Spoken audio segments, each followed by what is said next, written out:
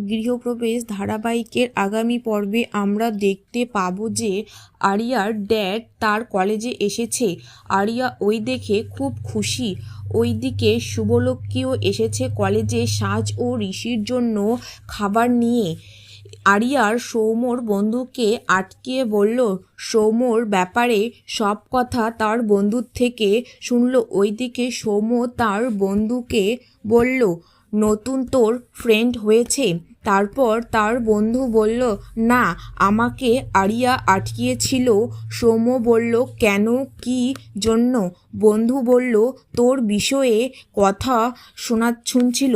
সৌম্য বলল আমার বিষয়ে সব বলে দিলি? বন্ধু বলল না, শুভলক্ষ্মী সাজ ও ঋষিকে খাওয়াচ্ছিল আর আরিয়া অবাকভাবে তাকিয়েছিল। ওইদিকে শুভলক্ষ্মী সাজকে কিছু একটা বলছিল।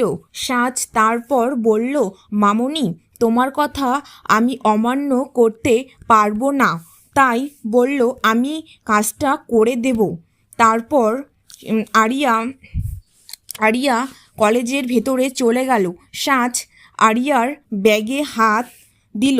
তারপর সে তার আরিয়ার বন্ধুরা দেখে ফেলল। তারপর বন্ধুরা বলল আরিয়া আসা অবধি তুই আমাদের কাছেই থাকবি। জানতে হলে অবশ্যই আমার চ্যানেলটিকে সাবস্ক্রাইব করুন।